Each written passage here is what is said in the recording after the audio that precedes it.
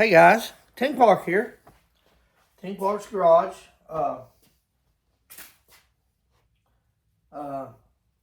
I'm Bobby. I don't know if I ever told you guys what my name was, but I'm Bobby. I'm going to be sanding on my hood again today. I've got some problems. So if you guys want to watch me, sand a little bit, then we'll make a video. So let's get started on it and see what we can get done. I may have to run and get some more water. I didn't think about that before I started the video. But let's see what we can get done. Here we go. And I'm sanding every bit of this with a block. Some of it I'm doing with the block, some of it I'm doing by hand.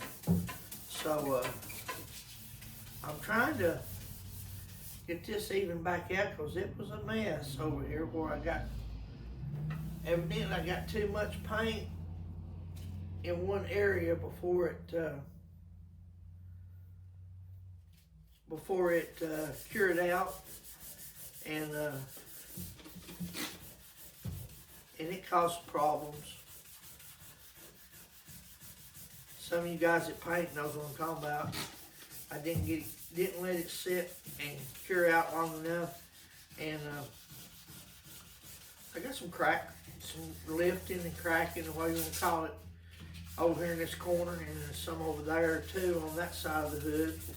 And we're going to try to get it straightened out and get some more paint on this thing in the next couple of days. I got to get my little ridges out of this one little area here. It's real easy. It's real easy to do that, and when you paint it, you'll see a little bad place in it because you didn't get your edges feathered out like they should have been. That don't feel too bad. That one feels pretty good. It's cured out a little bit from yesterday. Yesterday I put some paint on it, and then yesterday evening I tried to sand it, and it was still a little bit not ready for that. It kind of didn't want to feather out good. But I'm trying to get this, make it feel like it should. It don't have to be perfect, but I sure would like for it to be. It's just some of them things I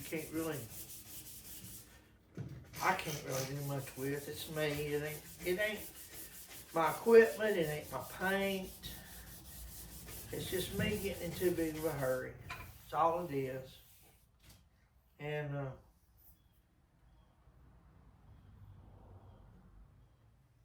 my buddy Tom, he's been a paint body all his life, and he's tried to give me some pointers on different things and on how to do stuff.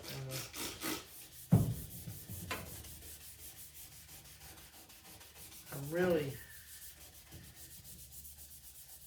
my dad never had any problems like this when he painted a car, but you know what? He used single stage paint.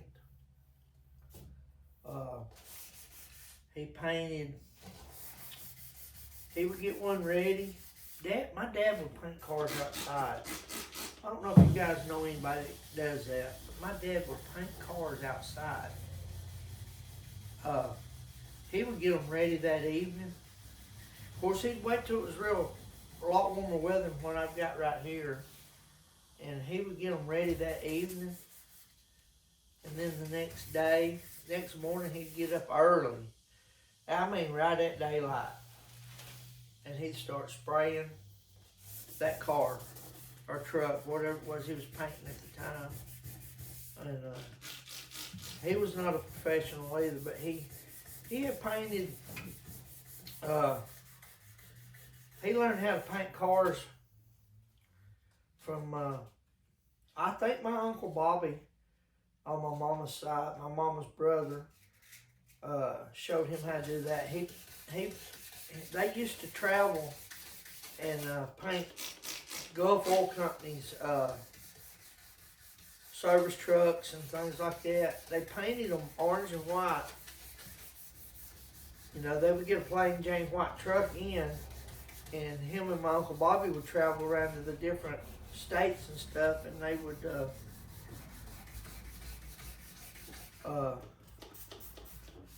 paint these things. They'd paint the Gulf oil sign on them.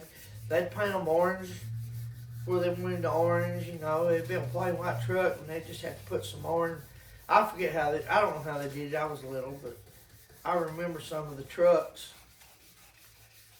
seeing them around town and stuff. And my dad and my Uncle Bobby done all that. They painted all that stuff. It was pretty neat. And they'd have to go out of town and do it too. They'd go, you know, all over the states and paint. They'd out Texas. They might be out Texas one week. It might be up in Chicago, or I mean wherever the Gulf stations were. I'm not sure. I'm just telling you they traveled all over. And Dad was telling me one time about they painted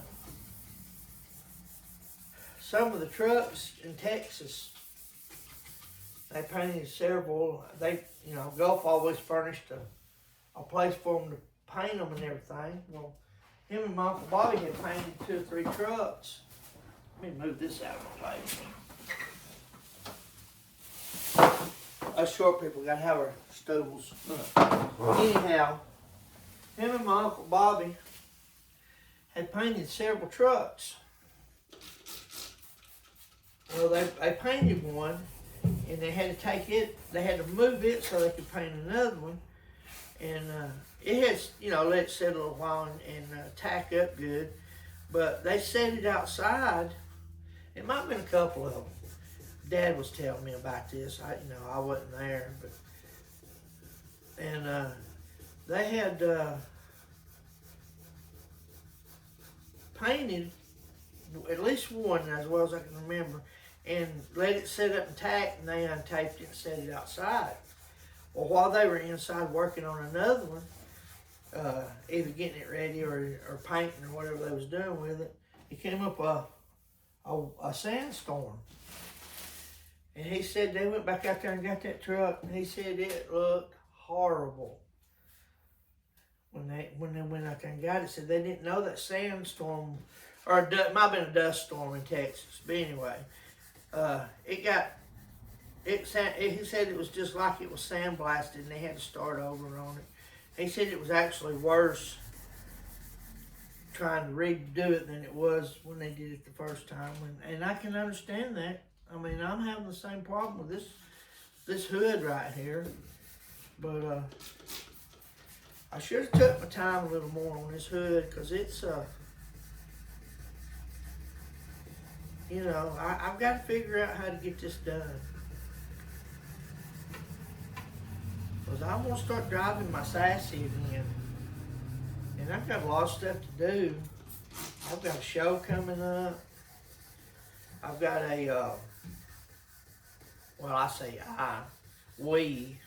me and Miss Polly has got a couple of obligations.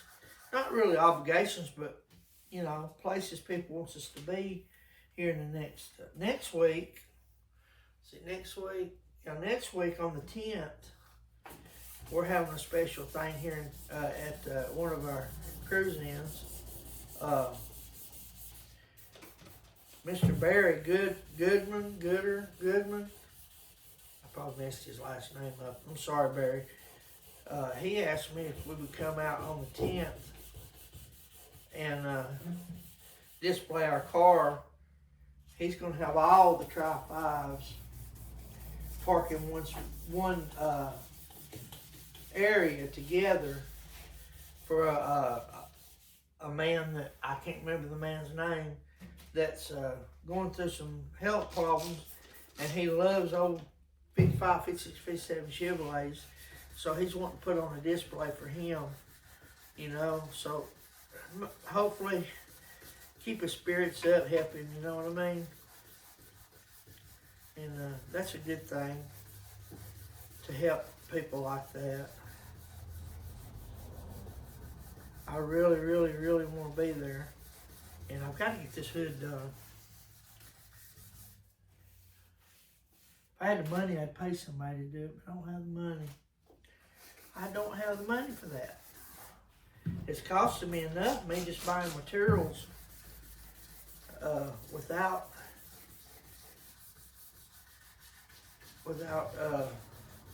paying somebody to shoot it. And, you know, it'd probably been a lot quicker and a lot easier to got somebody just to shoot the paint on this hood and maybe even the fenders at one time been done with it. But the whole thing of it is, if I do that, you know, people's labor's not cheap, and I don't blame them. I wouldn't do it for nothing. You know, I'd rather just do it myself and try to get it done without bothering people too. I don't like bothering people. When I got people that knows how to paint. My buddy Tom, he's, like I said, he's been a bodyman all his life, and he can paint cars. He went through school to, learn how to do all that stuff. But, and he knows all the tricks, for all this stuff. So, I can't do everything people like him does, because they're really knowledgeable. I know Tom's very knowledgeable on this stuff. So, anyway, I don't mean to bore you guys and gals. I'm just saying the bad place is back out. And I know you guys, you're probably saying, well, that's silly to take a hood back down like that just for a couple of little chips and this and that. Well, it is. I agree with you 100%. But you got to know me, and you got to know the way I think, and the way I want things. I'm a perfectionist that can't have perfection. That's how you. That's all I know to explain it. I want perfection, but I don't never achieve total perfection on stuff. I've always been that way. I probably spend more money than I ever should on stuff. But yeah, and I'm sanding this by hand because it's in this corner and down in this dip of this hood, and I can't get a block down in there, and I can't. It's rough, fellas. I'm telling you, it's not easy. If you've ever sanded and painted a car, you'll understand. You understand exactly where I'm coming from on this stuff. And you can make a piece of sandpaper go a long way with this soap and water. And I'm trying not to get any divots in it. I call them divots, dips. You can take your thumb and work in one little spot, and there'll be a dip in that paint. And when you paint that hood, and I learned this from my Uncle Charlie. We were painting a 68 Plymouth Belvedere that I had one weekend, and we took it to his shop, his garage over there. He had a car lot in Saudi. It was called Clark's Used Cars, and I worked at there a lot, helped Uncle Charlie out, and of course his boys, my cousins, they did most everything over there, helping their dad and all, but me and my dad were over there a lot, and him and my dad were really close because I'm thinking they were the youngest boys. I think they were the youngest boys out of all of them, and anyway, they were close. And they did a lot of things together, race cars, dirt tracking, Uncle Charlie, he loved drag racing, so he did that too.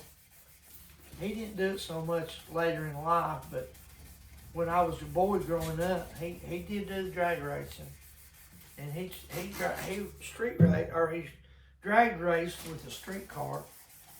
He'd take his street car to the drag strip and run it, and I don't know how good he was. I was little. I never did get to go to the drag strip when he raced.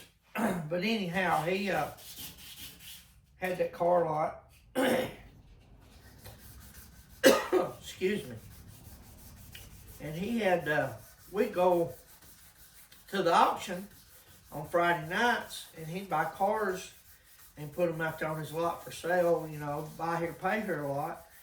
And we'd fix them up, and we'd paint them. He'd build motors for some of them. And, you know, he had nice cars. I mean, he kept a good selection of different types of cars. Even though he was a Chevrolet man, he'd buy all kinds of stuff. Well, I say Chevrolet man, he was a GM man. He liked Pontiacs. But he'd buy a lot of nice cars. And, you know, back in the day, in the 70s, when he was doing that, he had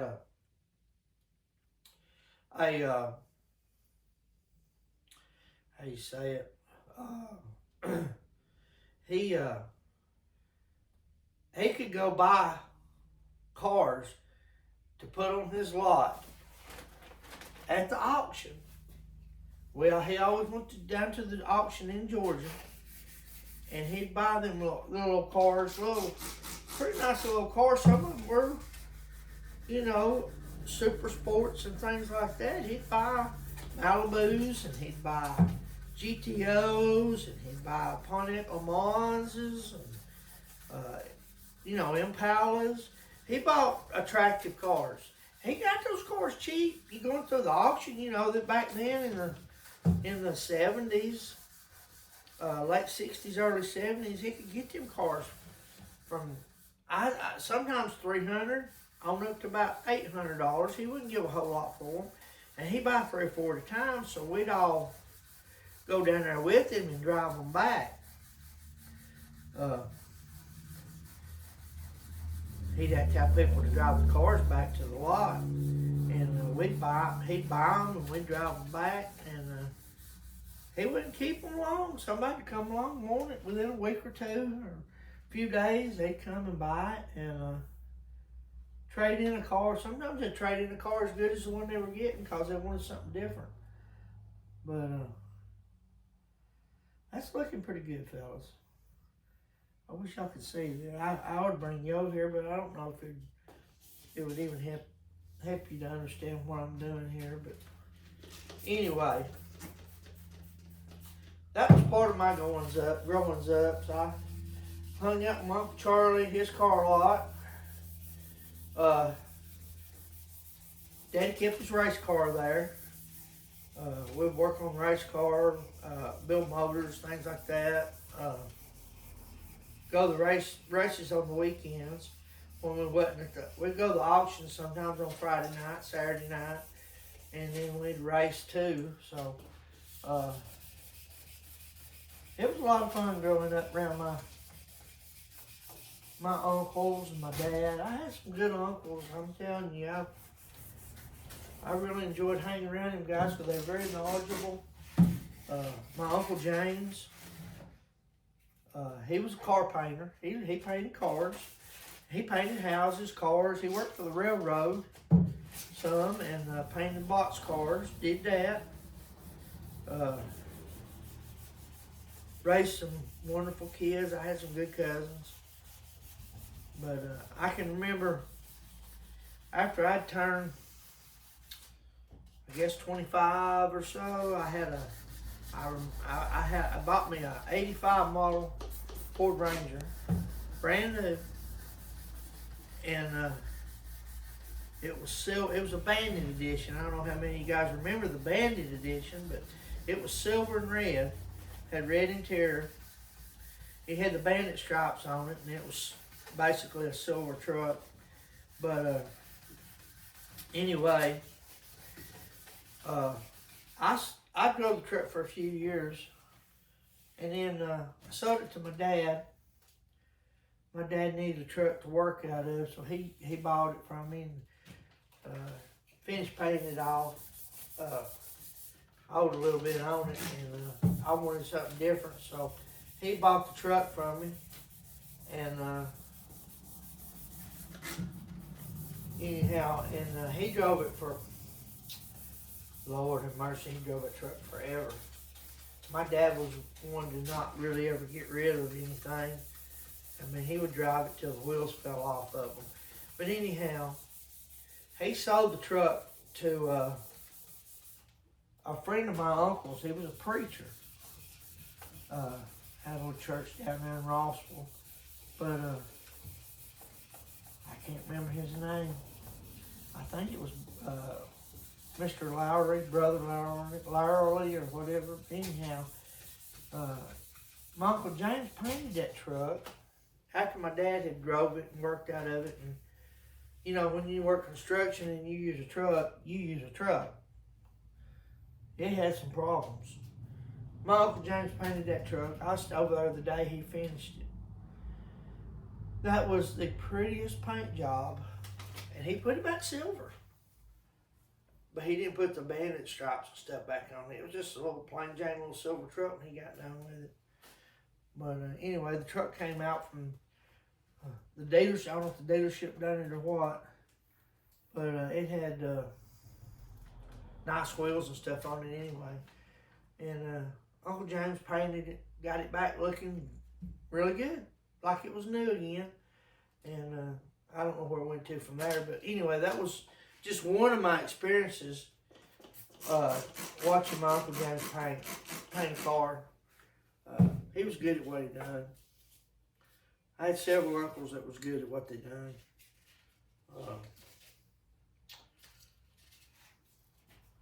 Uncle Charlie, Uncle James. My Uncle Bobby, like I said, he was a painter. He went to work at Sequoia Nuclear Plant. Retired from there.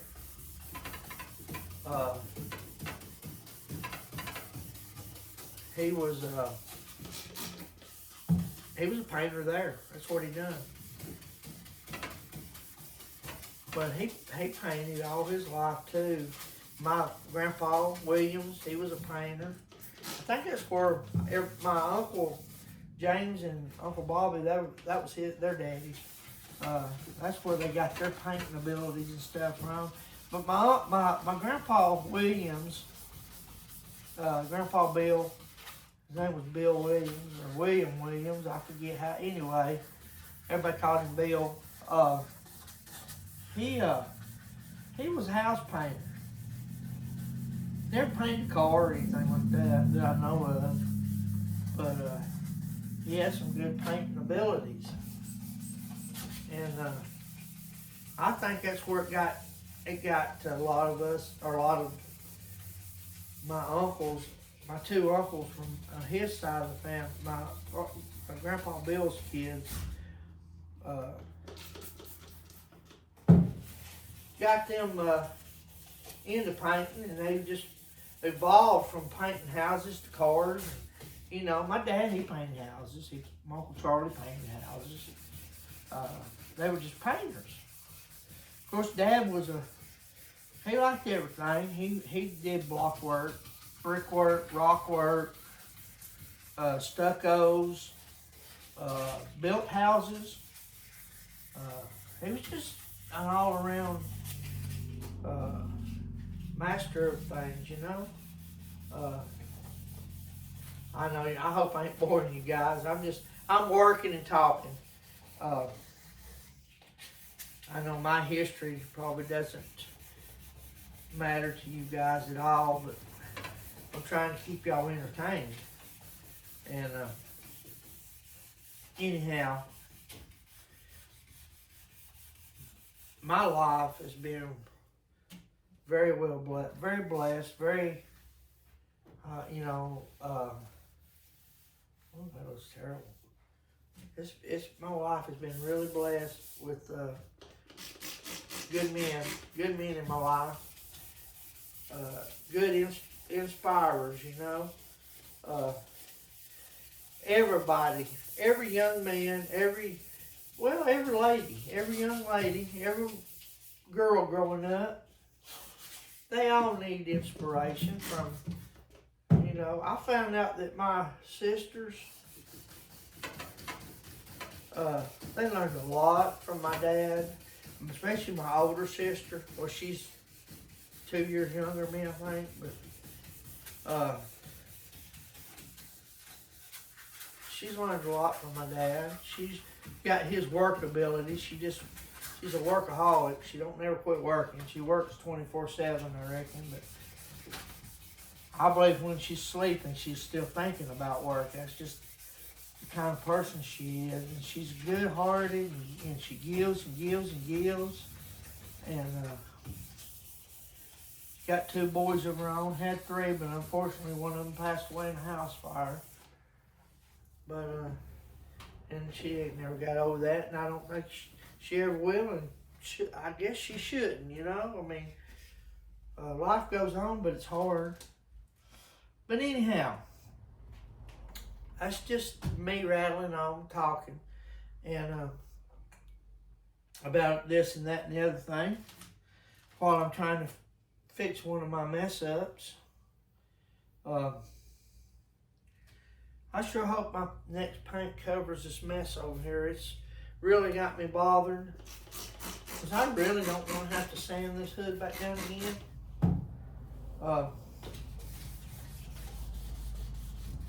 It's bad. You guys just don't know how bad it really is. I'm taking the paint off. I mean, there's a lot of paint coming off of this hood on this side over here. And I'm hoping it's going to be feathered enough in these places that when I go back over it with paint, it's not going to show.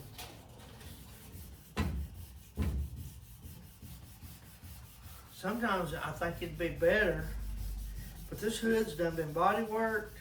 It might have been better for me to have stripped it all the way down and started over.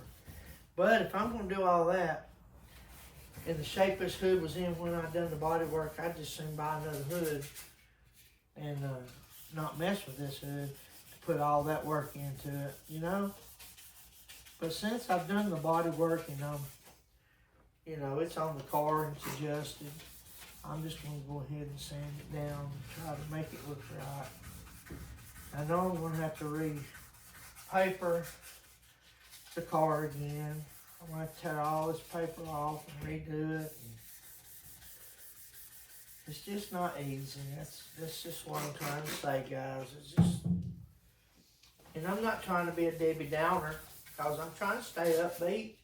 You know, yesterday I was about in tears after I did what I did to this hood, and I couldn't get it to work right, and I think maybe good Lord's trying to tell me something. I don't know. I think He is. And you know, I got a story. Way back, I can't remember, in late 90s, early 2000s. I built it may have been in the 90s. I built a 49 Chevrolet pickup. First car I ever completed for myself is since my kids were born. I had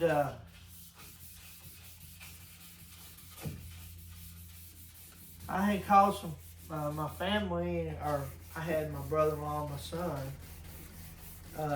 I need to put the windows in the truck, and they were going to come over and help me. And they're all just 49. They're just all flat glass. Well, anyway, I got real ill. Nothing was going right. The back window wouldn't. We couldn't get the back window to go in right, and it was probably my fault, because I was probably trying to put it in there wrong to begin with. Anyway,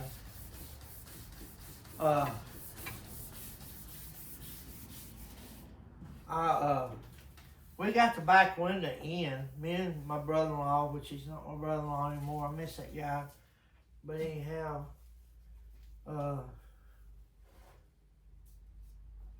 he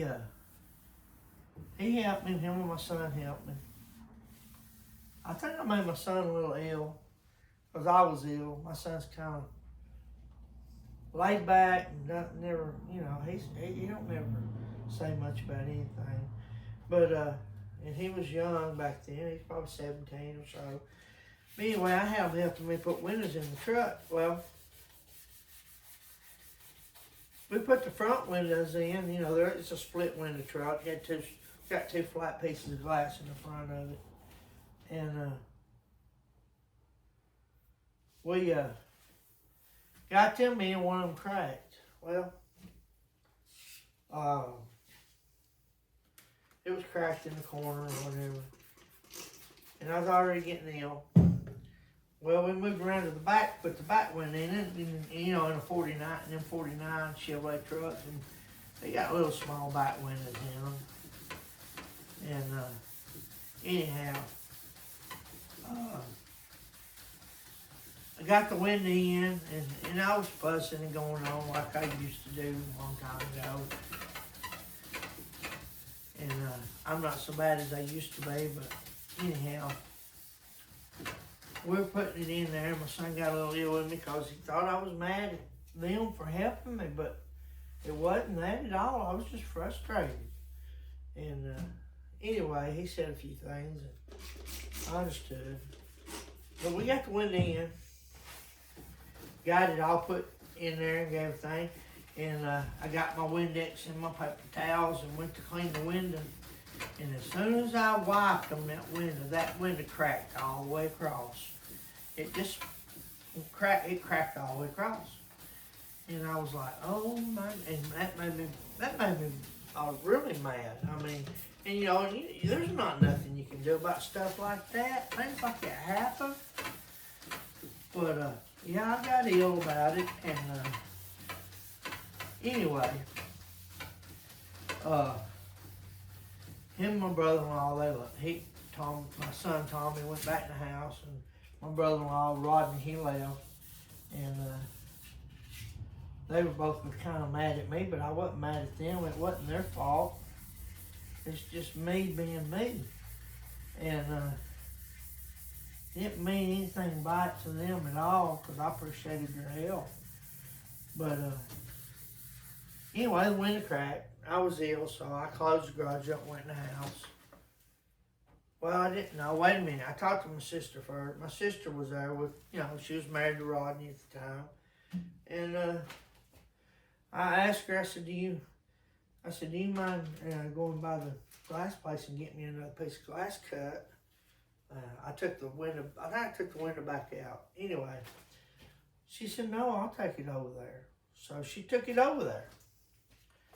Well, you know, I thought I'll have to buy another piece of glass. I mean, why wouldn't I? They got to cut it, and they don't, you know, they got to make money off of it as well. So,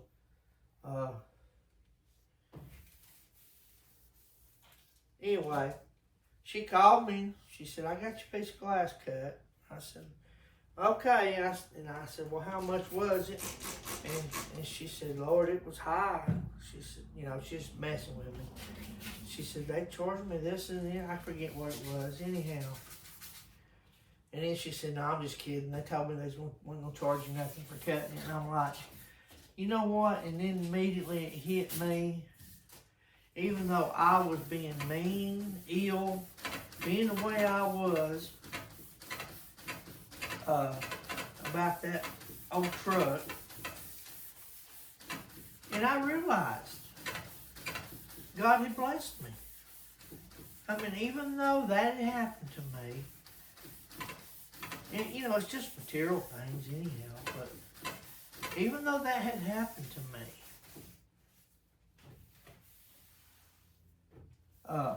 I was blessed. God blessed me. God blessed me through that old truck and all them problems I was having. I couldn't believe it. I mean, I was like, why would you do that for me the way I am? But see, that just shows you that's how God is. That's how he does things. I don't know if that's going to work or not, fellas.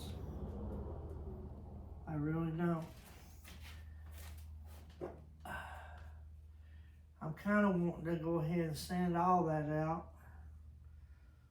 I gotta get me a new piece of sandpaper. Let me see how much time we got on our video. I don't want to run over too much. Yeah, let's go ahead and cut this off. I think you guys are I probably bored you guys enough with this sanding crap. Might bring you back and let you watch a little more later, and may not. But anyway, that's what I'm doing today. And I'm going to tell you guys, I really appreciate each and every one of you. The ones that watch my videos, and you know, the ones that, if you're running across this video for the first, or my channel for the first time, if you would, give me a like and a comment, and if you like what you see, subscribe to my channel. I'm not going to beg you to do it, but if you like it, and I understand if you do and you don't, because there's videos out there that I don't really care for sometimes, but they're interesting, and I'll watch them because I'm subscribed to them, and I want to see what's going on. Every time somebody puts a video out. But anyway, I'm not trying to talk y'all into doing mine. Just remember me and my videos. Share them with your friends if you can, and give me a like. Comment on my videos. I really, really would like to have some comments. And know what you guys think about my videos. It's sometimes it's frustrating not knowing how well you're doing, how well you're not doing. But sometimes I can see I'm not doing good because of no more views than I get. But the comments would help, and I appreciate you watching. Appreciate you following along with me as I rattled on today and talked a little bit. You guys have a great week. This is Monday evening. The week's just getting started. I've done my 8 hours today and come home. Now I'm going to do 5 or 6 hours out here in the garage tonight and get a little rest, go back and work some more tomorrow. Like I said, I only work 3 days a week. I spend a lot of my time out in the garage or doing maintenance on the house or whatever. But one day, I hope that all you guys guys and gals, if you're not already, I hope you get to retire and enjoy life, because I'm telling you right now, I am loving what I'm doing. I choose to work 3 days a week. I don't have to work 3 days a week, but I got a lot of friends that I've made over the years working in the business that I'm in, and I enjoy working with them. And, my wife, she worked with them, and she had to take a medical retirement, and she can't go back and go to work over there, but she misses everybody. And I know how she feels, because if I couldn't work it 2 or 3 days a week, I probably wouldn't feel good about it. I don't know how y'all feel about the people you work with, but I'm telling you, I work with some really good people. And I've got one of the best bosses anybody could ever have. She's I work for a lady, and she's strict, but yet she's very, very nice. If she has to get on to you for something, she's really nice about it. She don't chew. She just, tells you what she's got to tell you, and then we're done. She goes on. So, just, I don't know how I got on that subject. Anyhow, I hope you guys have a great week. Those at work, Have a great work week. Get to know your people you work with, and just work families, what I call them. You know, interact with them at work, talk to them, learn a little bit about them. You know, there may be something that you can help them with, or something they can help you with. I'm not saying be best buddies or pals or whatever, but we're like one big family over there where I work, and it's pleasing to me. And I think if I had to give it up completely, I would miss it. But anyhow, I've rambled on enough. You guys have a great week, and I will catch you guys later. Remember to like, share, and subscribe, and we'll catch you on the next video.